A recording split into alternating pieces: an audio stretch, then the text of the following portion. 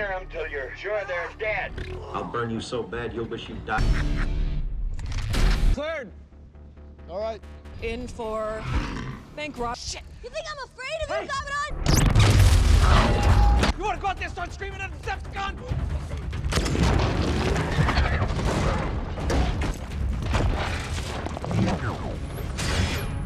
Retreat, shitheads! That's the... What are those? TRF. Not taxpaying Americans. Not that I'm the only one in here.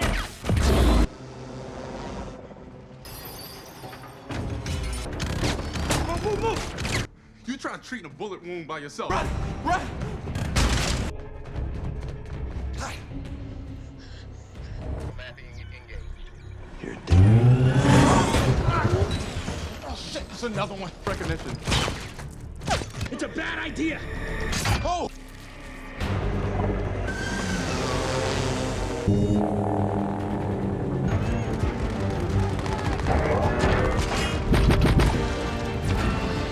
Car so far away. Oh, you are a fuss, my lord.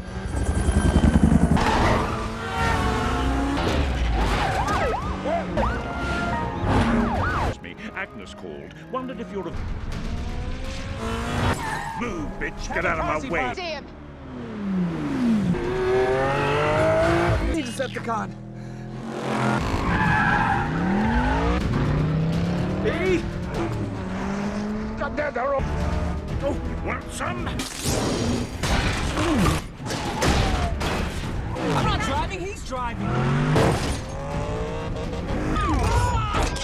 Whoa! Oh, that hurt. What the hell happened to you?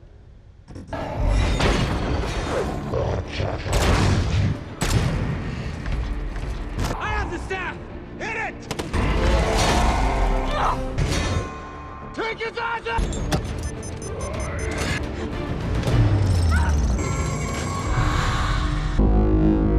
Whoa, whoa, whoa, this... Or I will. Shoot me! No! Only shoot me! Take the staff.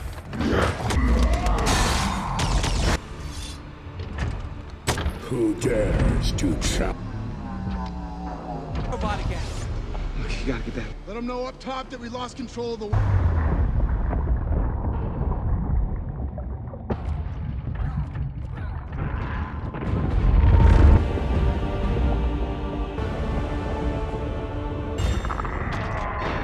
Get to the top! Come on! Wait for me!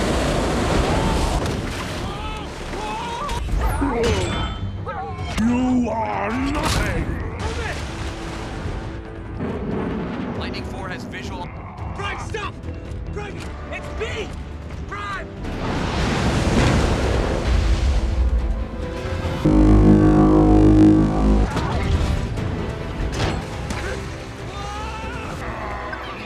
Prime! Will be your oldest. Be your fault.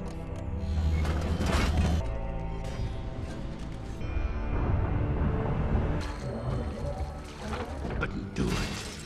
You turned your back on Cybertron. Not going so well.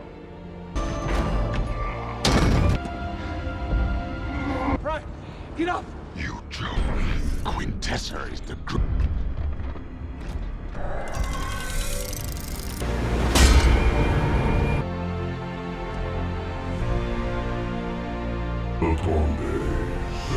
Mysticism, fairies, and some hobgoblin.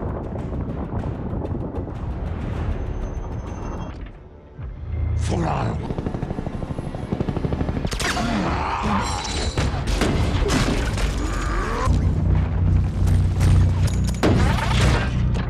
As our world heals.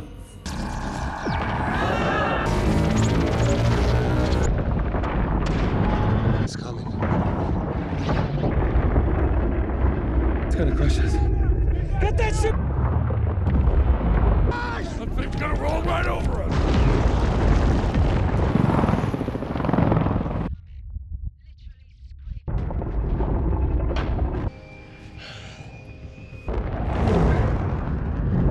Execute. me back. 6 birds out of this.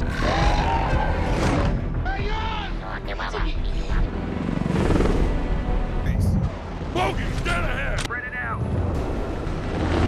Those fighters better distract those. What's the rotor?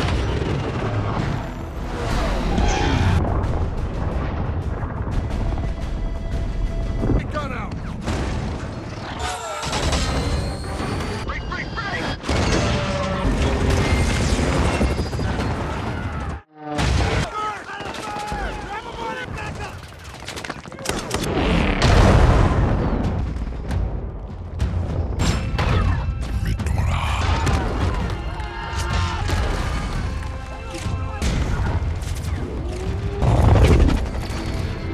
Attack me!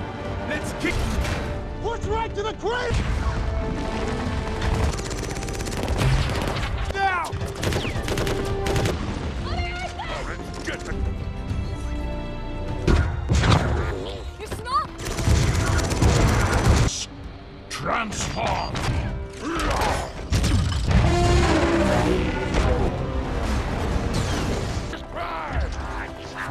Mary, how about physics? Okay, there's a chunk right here that's held up by thin vines. You're gonna stops and the Earth is saved. You're welcome. Strike fighters, then I'm ordering you to bail. 3 o'clock high. Delay things the whole plan. We can't get inside. Wait a minute.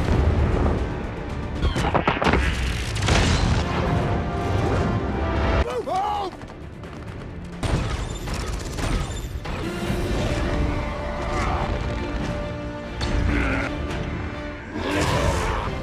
Did you forget? Autobots! Even blazing! Missiles away! Go! Go! 9 seconds. Where is... All right, we're doing this together, okay? Wait, it's just dusty old books.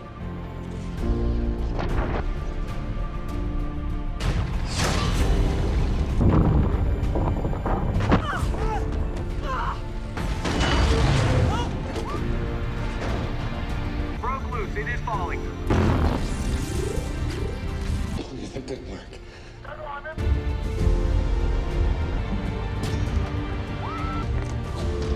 Follow me! There it is. Grab the staff, Vivian! Watch out, watch out! I'm gonna blow your head off, Megatron! Are joined as one.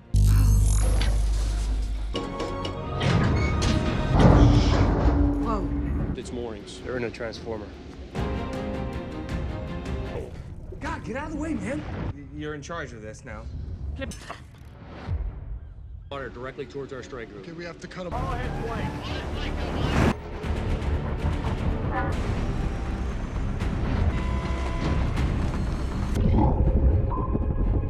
Blake. It's your sub. Here. Starting closing. An alarm on a sub is not a... Ready in all respects? Shoot. 2-1.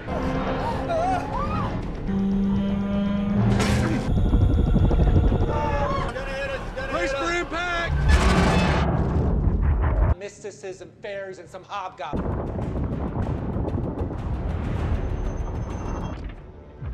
Fly.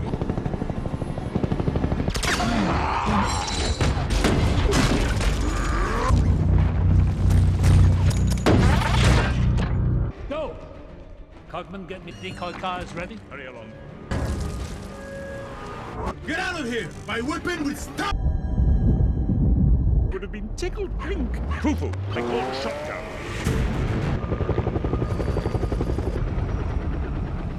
On the way. This is protected land! Cyclops appears. Kingfish is on the move. As many weapons as you can. Oh, this'll mess somebody up good. You leave me. They take squeaks.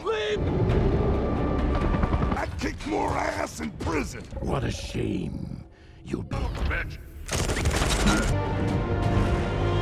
Then they will protect themselves. Yeah. What's this? The tracker brought him right.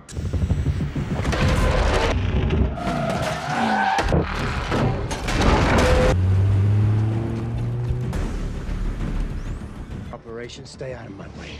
I'd like to at least keep my blaster. Not today.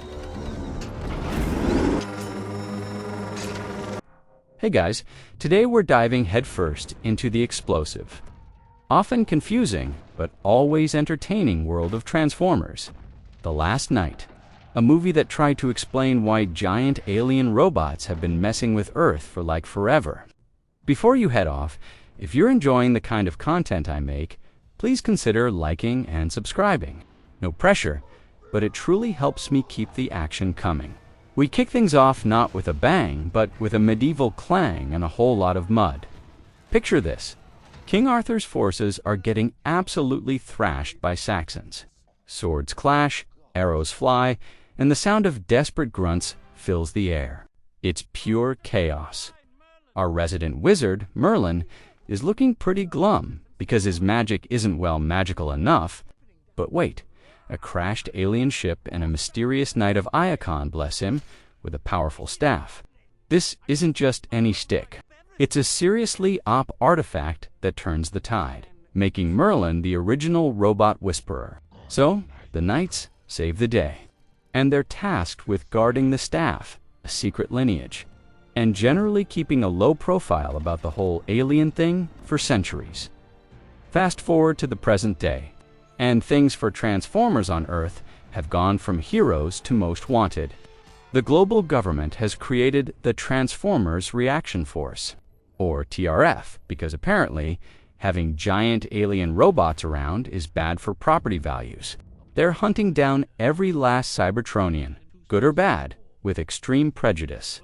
It's like a post-apocalyptic scavenger hunt, but with less actual scavenging and more robot smashing.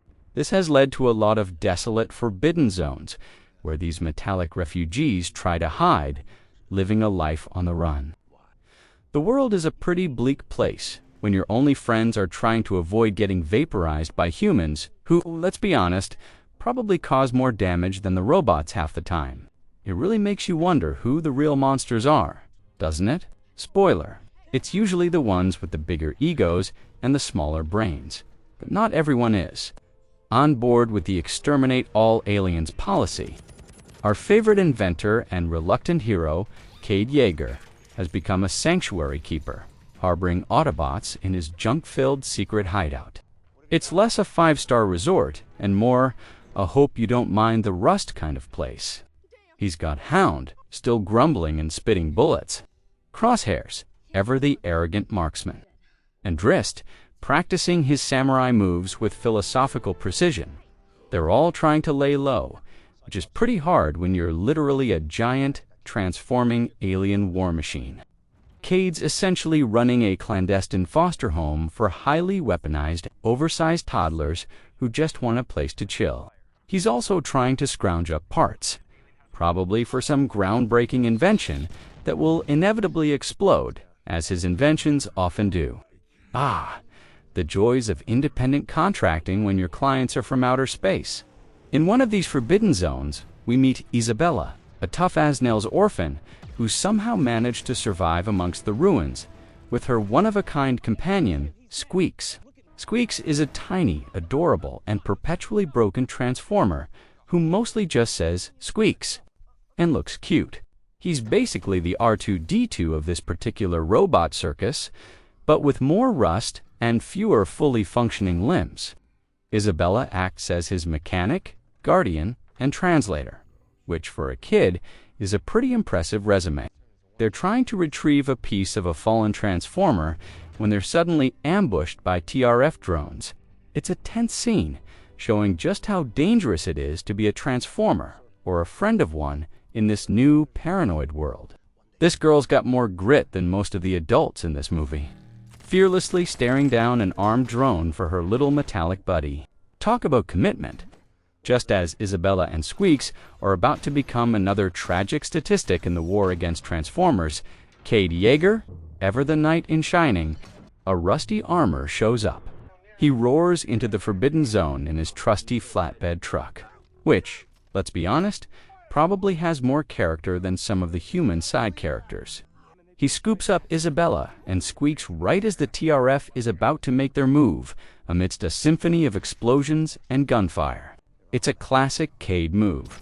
Dive headfirst into danger without a second thought, probably just winging it like he usually does.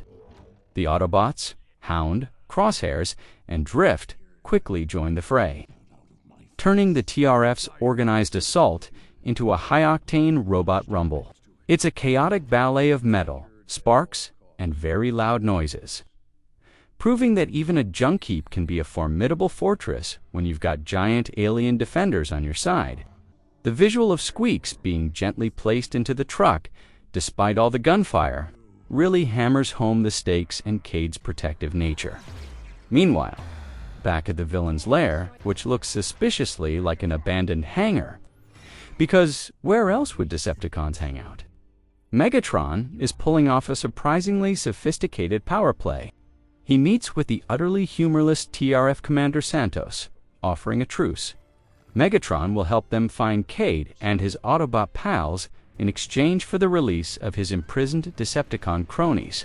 It's a classic enemy of my enemy scenario. But you just know Megatron's got about a dozen ulterior motives simmering under that metallic surface. Santos, being the astute military strategist he is, totally falls for it, thinking he can control a guy who literally tried to blow up the world like 3 times already. Among the Decepticons he frees, we get the return of Nitro Zeus, who just loves to scream, Onslaught, who's basically a walking weapon, and Dreadbot, because every villain needs a minion with a goofy name.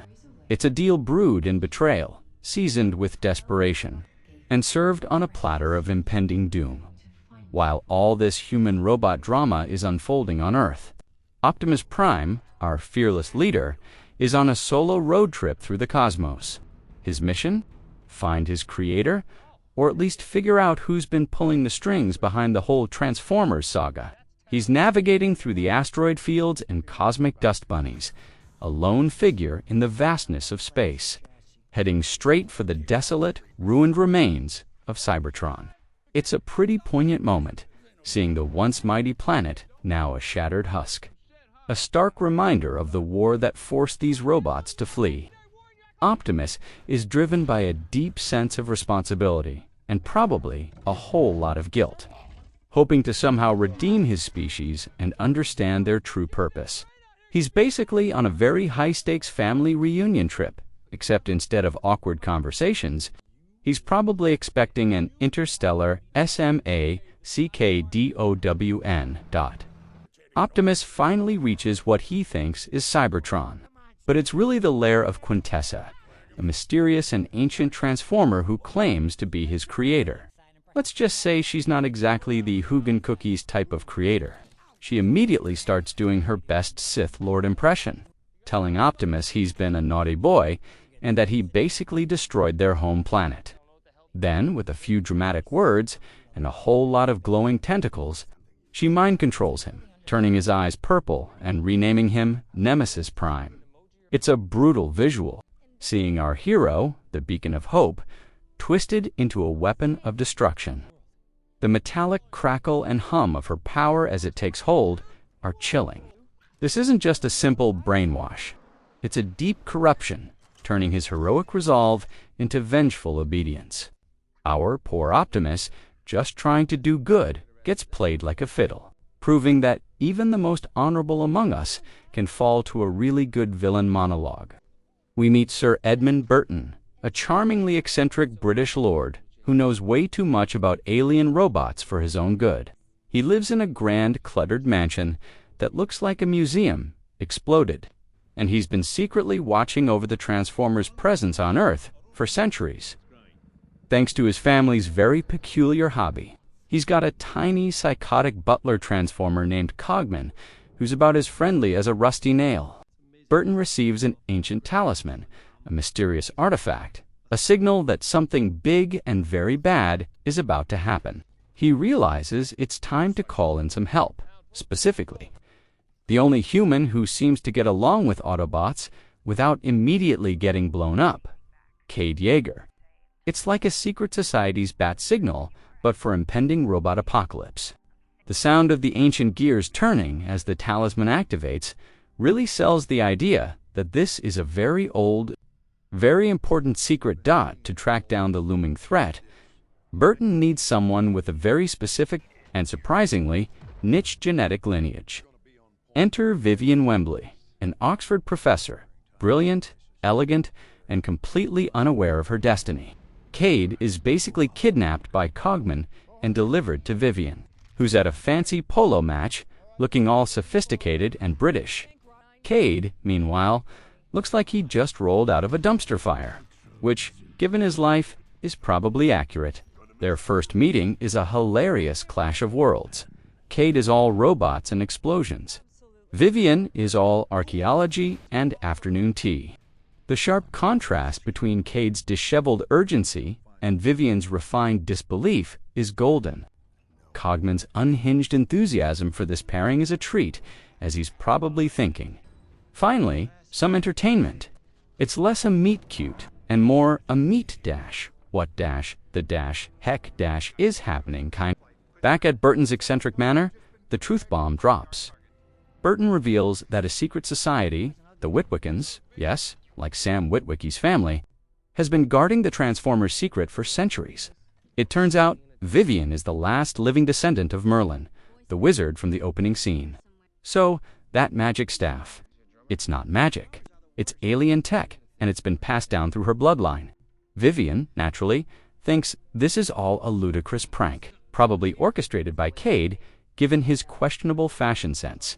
But Burton, with the dramatic flair of a seasoned storyteller, lays out the history, how the Knights of Iacon gave Merlin the staff to defeat the Saxons, and how Earth is actually Unicron, a giant, sleeping transformer. This is a lot to unpack, folks. The sound of old parchment rustling as Burton points to dusty maps and ancient texts really makes you feel the weight of this hidden history. A secret buried deeper than my motivation on a Monday morning dot, with the shocking revelations absorbed, or at least temporarily filed away, the team sets off. Their mission, find the staff, which is apparently hidden in a crashed nightship at the bottom of the ocean. Their ride, Hot Rod, a snazzy, time-manipulating Autobot, who's basically a walking, talking sports car with a French accent, he's assigned to protect Vivian, a task he takes very seriously, sometimes a little too seriously. Picture this, a dilapidated truckade, a fancy sports car Hot Rod, and a tiny, murderous butler, Cogman, driving through the historic streets of London, looking completely out of place and drawing precisely zero suspicion. Okay, maybe a little suspicion. It's an unlikely crew, but they're humanity's only hope, which honestly is a pretty terrifying thought. The sounds of London traffic provide a stark contrast to their extraordinary mission, a constant reminder of the normal world they're trying to save. No epic quest is complete without a classic villain showing up to ruin the scenery. Megatron, having been tipped off by his deal with the TRF, isn't far behind. He and his newly re-recruited Decepticons launch a chaotic pursuit through the already congested streets of London. Cue the gratuitous explosions, civilian screams, and impressive vehicle transformations. It's a typical Michael Bay chase sequence. Fast, loud, and probably defies a few laws of physics, but in a fun way. Hot Rod, showing off his true capabilities, uses his time-slowing ability to shield Vivian and Cade from the onslaught, creating awesome slow-motion moments. The metallic screech of transforming robots mixes with the blare of car horns and the terrified shouts of passersby. Megatron, ever the dramatic one, relishes in the chaos, his thunderous voice echoing through the narrow streets. This guy just loves to make an entrance and an exit, and another entrance, usually involving a lot of property damage. After barely escaping Megatron's rather aggressive London tours, the team makes their way to a hidden submersible. Yes, because every good secret society has an underwater vehicle just lying around. They plunge into the cold, dark depths of the Atlantic, searching for the ancient nightship that crashed centuries ago, the one holding Merlin's staff. It's a tense, eerie journey, the only sound the hum of the submarine and the creaking of metal under immense pressure. The vast emptiness of the ocean emphasizes their tiny, fragile presence on this monumental task. Vivian, using her academic prowess, deciphers clues and ancient symbols, proving that all those years in academia actually pay off. Cade, meanwhile, probably just wonders if there's a wrench big enough for fixing a submarine.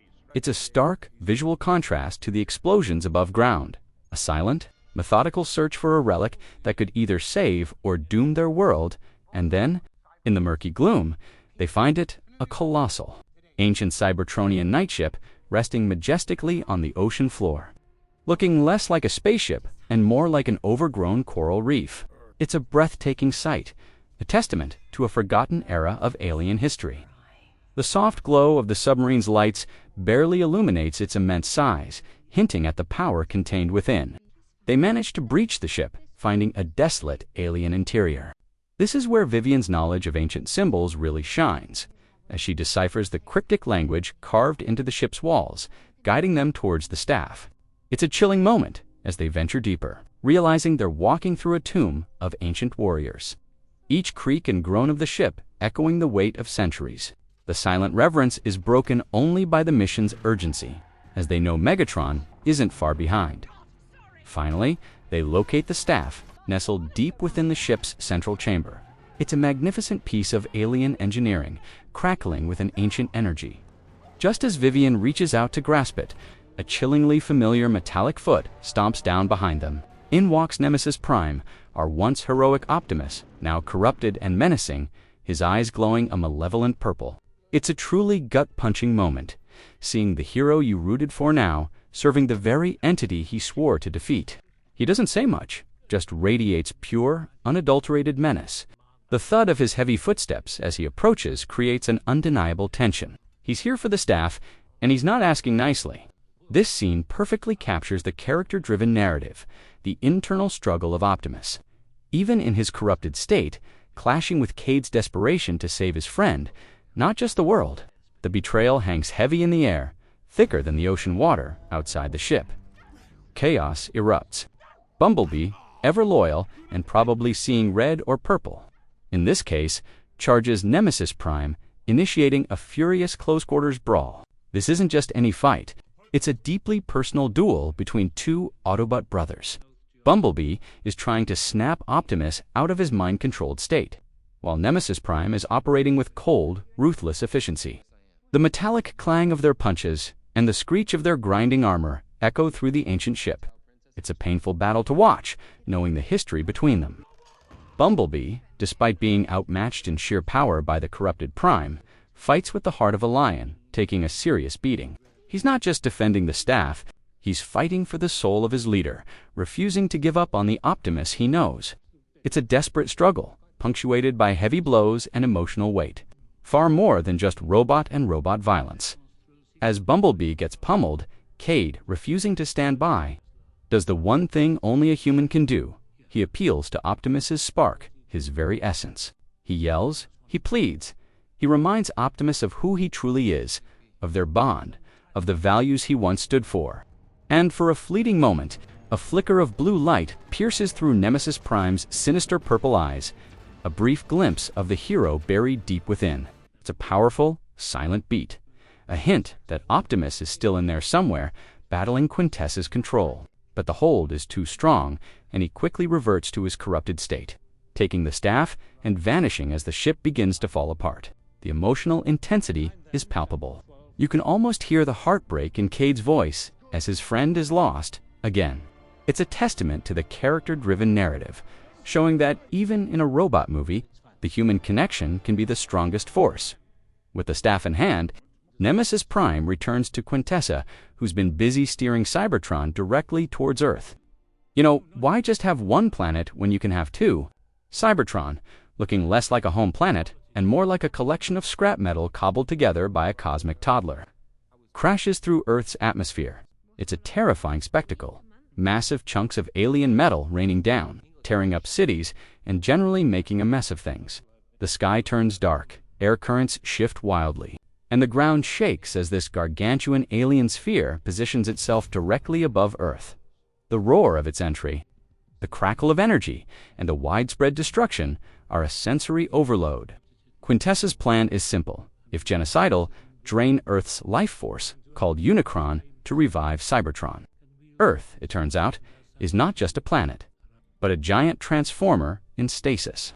And Quintessa is about to give it a very rude awakening, as Cybertron settles ominously above Earth. Panic breaks out across the planet. News reports show cities in turmoil, tectonic plates shifting and strange, alien-looking horns erupting from the Earth's surface.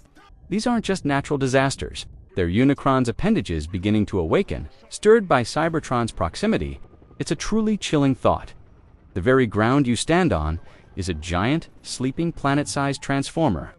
The low, resonant groans from the Earth itself hint at this colossal being's slumbering power. Scientists, politicians, and talking heads on TV all try to make sense of the madness. But how do you explain your planet is a robot, and another robot planet is trying to suck its soul? It's a situation so absurd, it could only happen in a Transformers movie. The scale of the threat is immense, making even the Autobots seem tiny in comparison. A terrifying realization for everyone involved. Burton, ever the walking encyclopedia of weird robot facts, realizes that the ancient device Quintessa plans to use to drain Unicron's energy is located directly under Yes, that's Stonehenge. Apparently, those ancient rocks aren't just for tourist selfies. They're part of a massive alien energy conduit. It's a pretty wild retcon even for this franchise, but you gotta admit, it's a cool visual. The remaining Autobots, Cade, Isabella, Vivian, and even the perpetually grumpy Cogman converge on the site, knowing this is humanity's last stand. The ancient mystical aura of Stonehenge clashes with the futuristic alien technology now exposed beneath it, creating a truly unique and visually striking battlefield. The air crackles with latent energy, a low hum that vibrates through the very ground. This is where centuries of hidden history are about to collide with a very current, very destructive apocalypse. Realizing that this isn't just a hunt the robots scenario, but a save the entire planet from robot cannibalism situation, the human military, and even the once antagonistic TRF reluctantly join forces with Cade and the Autobots. It's a pretty awkward alliance, like trying to get cats and dogs to share a single kibble bowl. Commander Santos, still grumpy, but now with a dash of, oh no, we messed up, leads the human forces. For the first time, humans and Autobots fight side by side, not just to survive, but to prevent the ultimate apocalypse. The sight of human tanks and fighter jets coordinating with giant transforming robots against a common enemy is pretty epic, a testament to the nothing unites people like a common enemy philosophy. The rumble of approaching military vehicles, blending with the metallic sounds of the Autobots, truly signifies a shift in strategy and, hopefully, a chance for survival. Of course, Megatron and his Decepticon squad aren't just sitting around playing poker while the world ends. They've also arrived at Stonehenge, ready to throw another wrench into the already complicated plans.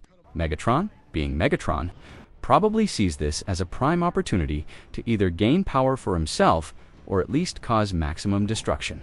The Decepticons, a motley crew of metal miscreants, position themselves strategically around the ancient site, ready to engage everyone, humans, Autobots, and probably even any unsuspecting sheep.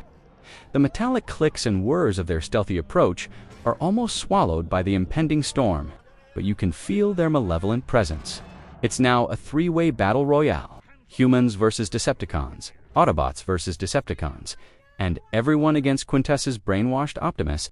It's less a coordinated attack and more a chaotic brawl, exactly the kind of party Megatron loves to crash. Amidst the initial chaos of the battle, Hot Rod, proving he's more than just a fancy car and a French accent, pulls out his signature move, the time bubble.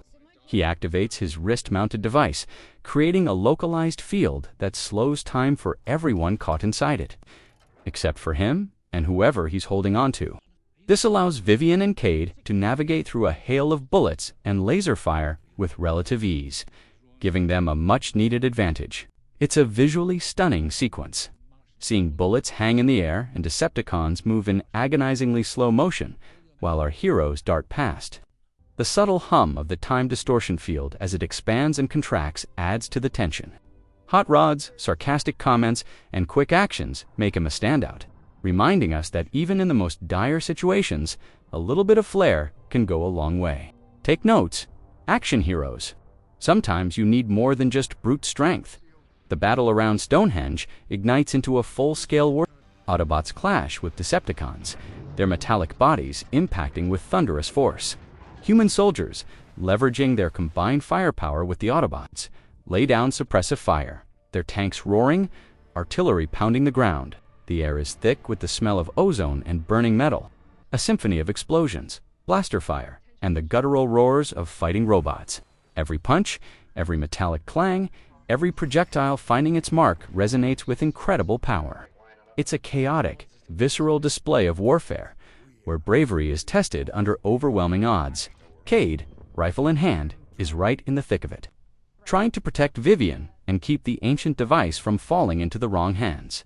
It's a truly character-driven moment for him, showcasing his unwavering courage and determination to protect not just his friends, but all of humanity as the ground battle rages. The fight extends to the skies above Stonehenge. Human fighter jets, screaming through the air, engage Decepticon flyers, creating a dazzling display of dogfights and aerial acrobatics. The piercing shriek of fighter jets and the thunderous roar of transforming robots fill the sky. Explosions blossom like fiery flowers against the dark, ominous backdrop of Cybertron looming above. It's a multi-layered assault, with destruction raining down from both the ground and the air. The sheer scale of the conflict is mind-boggling, a testament to the global stakes. Every twist, every turn, every close call keeps you on the edge of your seat as the world literally hangs in the balance. It's a reminder that even advanced fighter pilots have to contend with alien robots who can turn into jets, making their job significantly harder and much more explosive. Amidst the chaos, Vivian finally reaches the core of the ancient alien machine beneath Stonehenge. She deciphers the last of the ancient inscriptions, realizing that only a true descendant of Merlin can activate or deactivate the staff. As she places her hand on a specific glowing glyph, the entire mechanism responds to her touch, humming with an incredible energy. It's a powerful, almost mystical moment, solidifying her destiny and confirming everything Burton told her. She's no longer just an Oxford professor. She's the last hope, a bridge between two worlds, the inheritor of an ancient secret. The low thrum of the ancient device coming to life under her touch is mesmerizing, a mix of alien technology and genetic destiny. The fate of the world literally rests in her hands, a burden she never asked for, but one she's rising to meet with quiet strength. Just when things seem most dire, and the Decepticons are closing in, a new, ancient force enters the fray. The Knights of Iocon, the very same warrior class who gifted Merlin the staff, awaken from their centuries-long slumber within their crashed ship, which is now conveniently sitting on Earth. They are massive, powerful, and look like they've been sculpted from stone, but they move with incredible speed and grace. Their booming ancient voices, like grinding tectonics, announce their arrival. They immediately recognize Vivian as the true heir and descend upon the Decepticons, turning the tide of battle with their formidable weaponry and sheer power. It's a breathtaking moment, a sudden influx of ancient power to help save the world, reinforcing the idea that history truly does repeat itself, sometimes with bigger, shinier robots.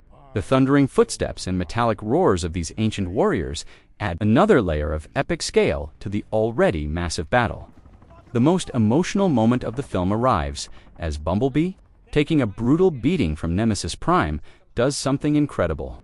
He finally regains his original voice, a voice thought lost forever, and uses it to speak directly to Optimus. That familiar, crackling, original voice is what snaps Optimus out of Quintessa's mind control. His eyes blaze blue once more, and he breaks free, throwing off the shackles of while Optimus is busy with Megatron, Cade, and Vivian reach the staff, the conduit for Quintessa's destructive plan.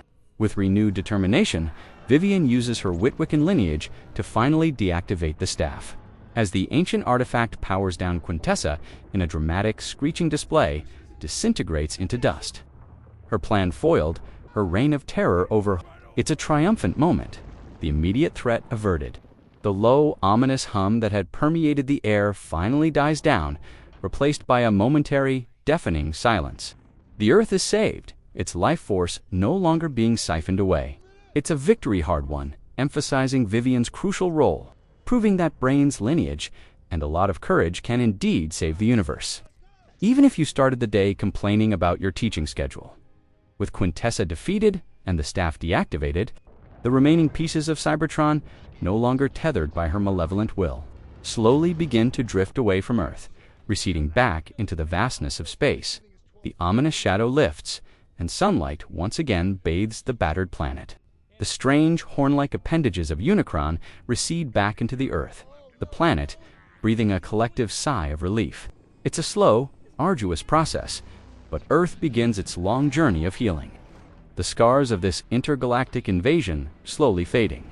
The visual of the massive alien planet shrinking in the distance is both a relief and a warning. It's a reminder of the cosmic scale of the Transformers universe and the constant threat hanging over our little blue marble. The sound of crumbling debris and distant thunder still lingers, a haunting echo of the conflict. But now there's hope in the quiet aftermath. As the dust settles and the world slowly begins to put itself back together, our heroes take a moment to breathe. Cade and Vivian, who started as an oil-stained mechanic and a disgruntled professor, have found an unexpected connection amidst the apocalypse. There's a subtle, almost unspoken bond between them, hinting at a future that's probably still full of explosions, but also perhaps a little romance. The Autobots, having saved the day once again, find a renewed sense of purpose, now potentially accepted or at least tolerated by humanity. The world is forever changed, aware now of the deeper ancient history connecting Earth to Cybertron.